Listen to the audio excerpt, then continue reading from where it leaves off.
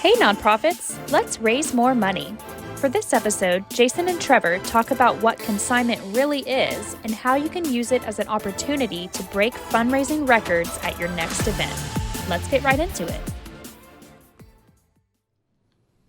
Yeah, I think the idea that whenever people start talking about things like, they say, well, I'm an expert and this is why you shouldn't use something or you should use something is, well, first of all, it's short-sighted because everything is different. Not everything, it's kind of like saying, okay, well, consignment's not good. Consignment's bad when you're talking about a charity fundraiser. Well, explain that to me. How are you going to come back with that same thing you're saying, well, that's bad. We've got a client just netted $45,000 with one item to their bottom line. Sold it 9 times for $10,000. They doubled the money of what it cost them, and they more than doubled it, and they made that money. That's a serious deal. So, when somebody goes, well, I don't believe in consignment, but then they go, how are you going to give that $45,000? Or we only use we don't use items that have a cost. We only use donated items. Yeah. Okay. Tell me what you have donated that you're going to make $45,000 off. It's a consignment opportunity. I'm not calling it consignment anymore. We didn't get no one gave us the option to name it. So for that, I'm a little chippy about.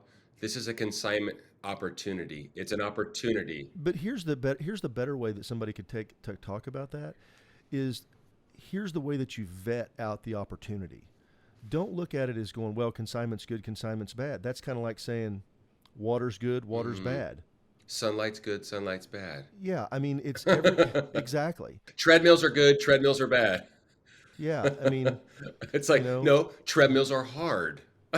Treadmills aren't bad. But but it's the same thing. It's evaluating what's going on with what is happening with the opportunity, because the opportunity is, and I've heard people go, well, we don't do that because, I don't believe in that because we're doing it. Well, what's happened is, and this is the issue. Mm-hmm. Somebody got burned somewhere. I understand that. Or had a bad experience, and so we just don't. It's all bad. Yep. Guess what? I get that. And there's a company that went out of business.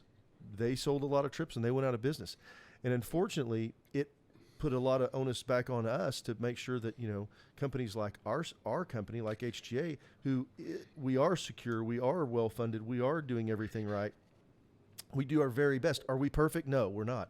But we do everything that we possibly can to make sure that we run a tight ship, that we provide everything, and we do that. And they had a bad model. The problem is that they had a bad model. Yeah, that's just bad business. It was just, and I'm sorry that they failed and some people lost on that. 100%. It's like saying, well, the bank failed and took all my money. Well, Everybody still puts their money in a bank. Well, I lost some money in the stock market, so I'm not going to do a 401k. I mean, yeah, I'm just tired of, you're a great balance for me, brother. And so these conversations that we get to have on air, off air are really, really helpful for me and cathartic. Because I'm a passionate individual. I don't get upset. You have not seen me upset very often. I'm not upset now. I'm just going to get a little bit more opinionated about experts and people that claim to be experts and claim to know it all. And you said something recently that's why is that dangerous? Why is it dangerous to claim that you're an expert and that you're all knowing about a certain subject within a framework? Why is it dangerous? Well, you're claiming you're infallible, and that way everything you say, and we still can be wrong. 100%. And that's why we talk to nonprofits all day. I mean, in the coaching sessions that we provide for free. And I think this is important. Most of the time when we're talking to people with coaching sessions, we're not even talking about items in consignment. 95% of the time, it doesn't even come up, because the part where they need to work on is, how do I get the right people in the room? How do I get the venue and the menu? How do I get underwriting and sponsorships? And what are my table sales? And how do I get all that? How do I twist the dial on fundraising as a whole? I talked to a lady yesterday. She wants to make $1.5 million. She's got a $1.5 million match, and she's trying to figure out how to go match it. And we didn't talk about, in fact, I said the night of the fundraiser, that we can help through that part. But this is what you've got to do. If you're going to go raise $1.5 million, here's where your you got to, playbook. you need to have at least $750,000 before you walk in the room. And this is it's a big fundraiser, a big area. We spent the entire hour talking Big about goals. that. Well, we just talked, that's what we talked about, how to, in her situation, what to do. But everything's not the same for everything. It's kind of like saying, well, I've got this one trip and it fits everything. Yeah. It doesn't. That's what also is kind of upsetting to me about people having these conversations without asking us first. Just kidding. We're enthusiasts. I don't like that because this is not a one-size-fits-all scenario. No, It's not a one size. You don't close doors. It's 2023. You keep all your doors and opportunities open because that's your job. Your job is to raise money. You need all the opportunities and all the help that you can get. That's how we break records. Well, that's how we learn. That's how we become enthused and it's enthuse like others. We see the same people that we hear do that. They'll waste their volunteer time. They'll waste their staff time. They'll waste all this time going and chasing down $150 silent auction donation items that they get $75 for. Come on. It's they lose money on. They lose time and money and opportunity. Yes. Yes. When if they would just spend that time picking up the phone and doing underwriting and sponsorships, they would make 10 times the return. But the idea is, well, we just know that people, we want to have something there that everybody can get. Are you there to raise money, or are you there to have a party? If you're there to have a party, just throw a party. But if you want everybody to come and be accessible, then fine. But if you're there to raise money, then do the things that you need to do to raise money. Maybe it's all you need. Maybe all you're doing is fund a need. Maybe there isn't a silent auction, a live auction, a raffle, anything else. That's all you're doing. That's great. If that's right for what you're trying to do, then that's what you should focus on. Maybe it's a recognition evening and you want to do a fund a need, for sure. And there's just not a spot for the live or the silent auction. I get it. That just furthers the point, brother. It's not a one-size-fits-all scenario. These are opportunities. Can they make a lot of money? Let's just set the record straight. Can they make a lot of money? Yes. Yeah. Can they make more money than donations?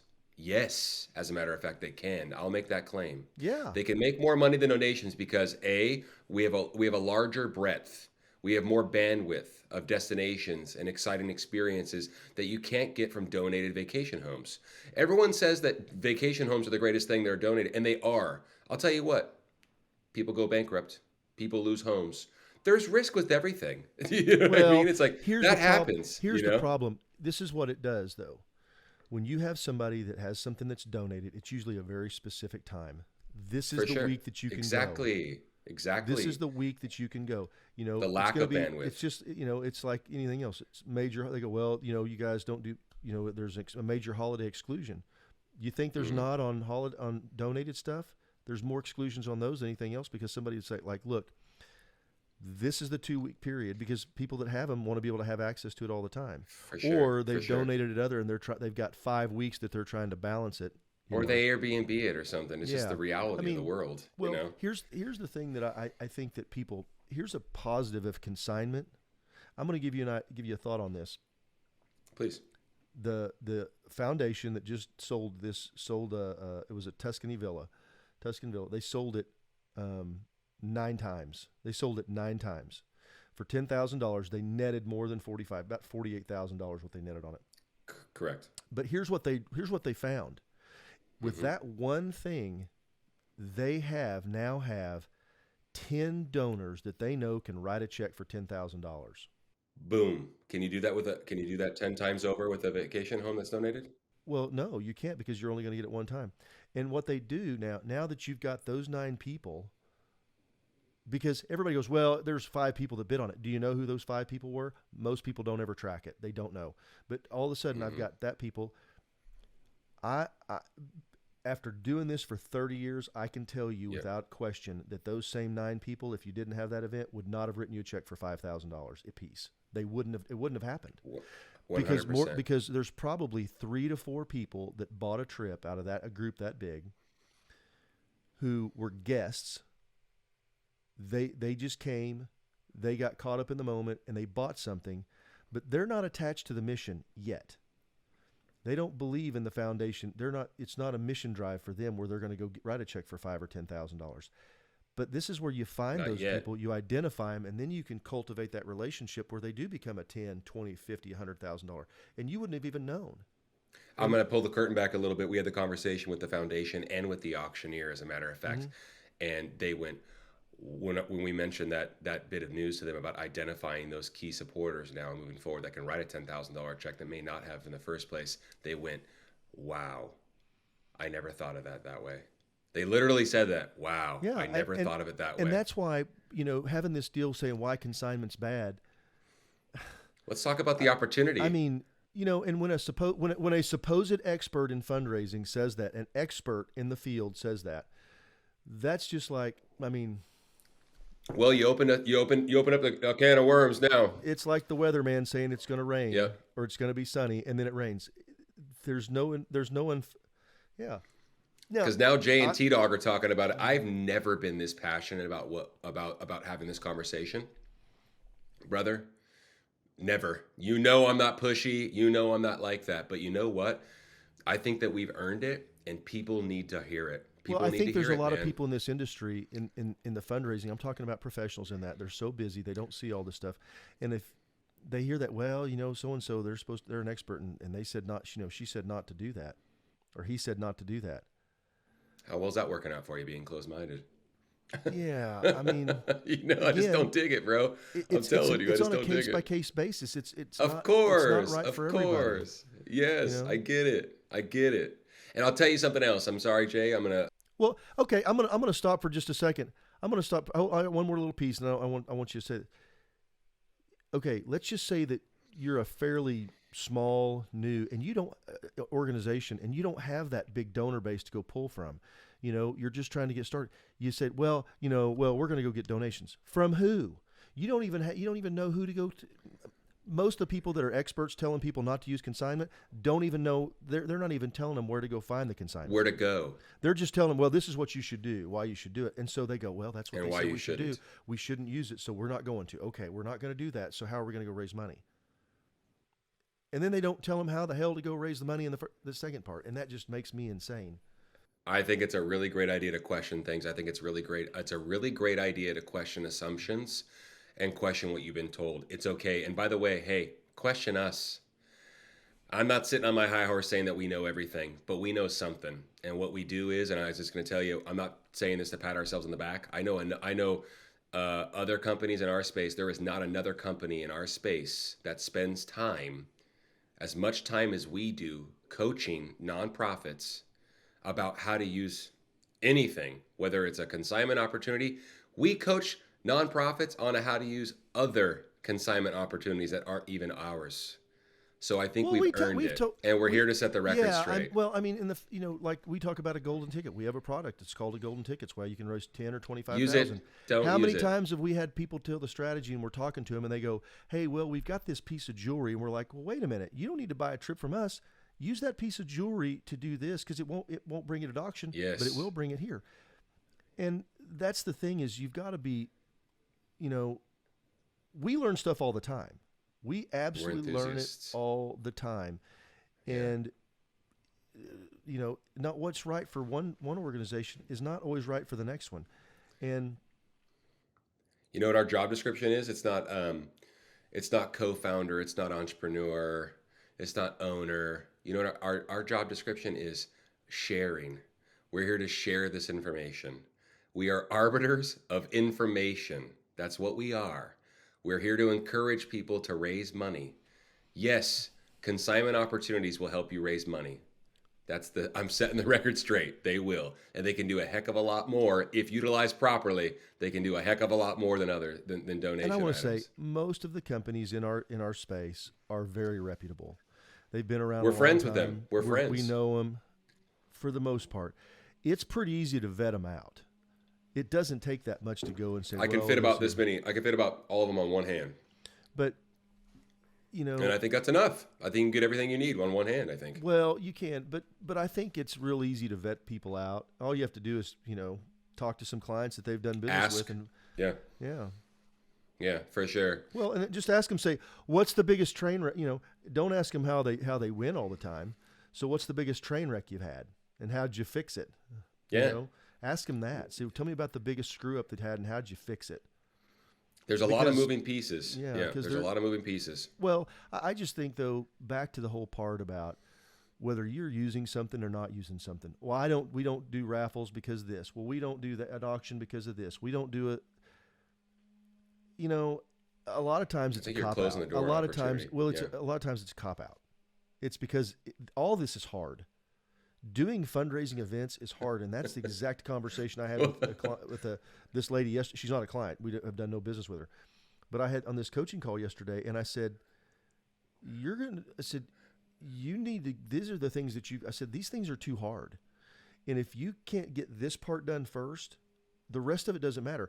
We got stuff that you can make money with if you get the right people in the room. That part we can help you with, and how to go call the people and reach out and find to get those donated items, and then fill the holes in with consignment or use these opportunities, these strategies. But if you don't walk in the room and you've got a bunch of bank employees and you don't have the banker, you're not going to sell anything. There's nobody that has capacity to do it. Yep, true story. Well, you said it was hard, and this whole game is, of course, obviously. And there's no shortcuts. I'm just telling you. You didn't like my example. You didn't like my example the other day when I said, "Hey, bro, these are consignment opportunities from now on. I'm just changing the game. No one asked us permission." You didn't like my example, but you just said you said something about running or something. Well, what it was, I was laughing about it because you said you've got an opportunity to get on that treadmill every day. Yeah, it's hard. It's an opportunity. What's the upside? Yeah. Tremendous upside. Use it. Don't use it, but don't poo-poo it. I don't like that. This is just rubbing me wrong. We're going to continue having this conversation. Jason, I want to have people on that disagree with us. Perfect example. Here's a perfect example. Hit me. I'm a power lifter. You're more of an endurance athlete. Now, I do endurance stuff and you lift. But if you were to see us, that's not where my strength is, in picking heavy stuff up, and your strength is getting on a bicycle and riding 70 miles. I love to bike. You love to lift. But for somebody to sit there and go, well, that's bad. That'd be like me saying, well, riding bicycle or running's terrible for you. It's bad for you. That irritates me. It's that crazy. Irritates me. It's what's right for you. Yeah. And that's the whole thing, I think. When people just slam the door on something, it's short-sighted, and you don't know who's listening. That's the problem is, when you spout this stuff out like we are right now, you don't know who's going to listen to that and take that thing and go, and you've just killed something for them. An opportunity that they could have had to impact their mission, to have made $5, $10, $50, $100,000 more money for their event, for their strategy, and you just slammed the door on it, and you just don't know who's listening. And I agree. I think it's real. You got to be real thoughtful about this and say, this is, here's how you go about it. Here's how you can do it and why it should be right for you. Because it's not right for everybody. And I would just encourage, if you're, if you've got a fundraiser, do I think it works for most things? Yes, I do. But in the right way. And it should be about pursuing your agenda, not the agenda of the consignment company, not the agenda of the auctioneer, not the agenda of somebody on your board, but of your organization and funding your mission and what you're trying to do. There you go. Eyes on the prize. All right, man. Yeah, well, I'm not mad anymore, so thanks so much for helping me out, bro. This I was is getting a little frustrated. HGA, Hey Nonprofits, Raise More Money, and Counseling Session. Hey, I'll tell you what. You want a little market minute? That event that we were in didn't have anything domestic in it. Europe is absolutely bonkers right now. Just so everyone can hear it. When you say bonkers, that what he means that is people are paying premium dollars at events to go to Europe. I cannot believe how many items are being sold to Europe right now at events. And I also want to tell folks, we get the data, the success stories on the front end, and we also get the data on the back end because as a consignment company, we book all of our own stuff.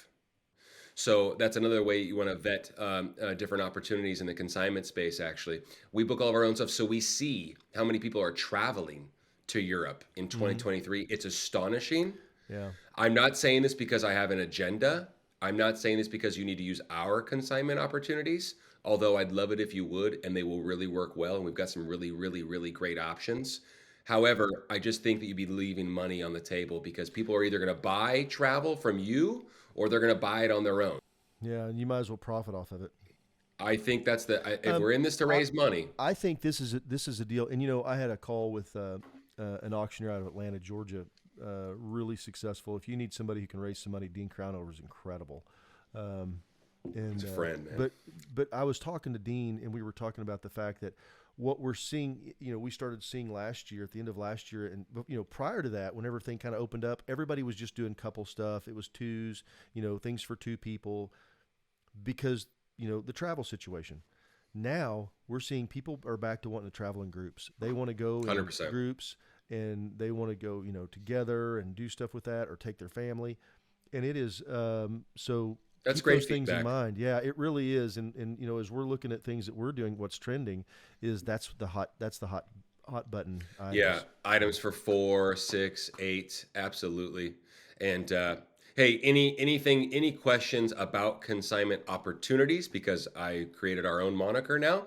I call them fund ops, but he likes Fund ops. Fund ops. Is my name. Fundraising opportunities, yes. Reach out to us, Jason at HJFundraising.com. Our time is free. We're not trying to sell you any ebooks or anything like that. Our time is free. I promise you will not get a hard sell if you talk to us. We're just going to help you try to figure out how to raise money for your event. I'm Trevor at HJFundraising.com, although T-Dog at HJFundraising.com would be kind of a fun handle. But I'm Trevor, Trevor, at HJFundraising.com. So please reach out to us. We want to help. You have some ideas, you have some thoughts, you have some trepidation, you have some questions. That's why we're here. We're going to continue having this conversation. If you have any comments, whether you agree or disagree with what we've said, please give us that feedback. If you're seeing this on YouTube, leave a comment. We would love to hear your feedback on this. And just what is I'm really okay with being wrong. It's okay. I had a call with a lady today, and she goes, I just always learn something from you every time we have a talk. And I said, this is about business. This wasn't anything about fundraising. And I said, well, it's because I've made every mistake there is to make. I've screwed up everything. I've crashed and burned so many it's, times. Yeah. You've been doing it for as long as I have. You make a lot of mistakes. Well, we're happy to help everybody. Seriously, that's what it boils down to. And let us help you if we can. Please don't hesitate to reach out, and we'll see you all on the flip side. Thanks, brother. Cheers.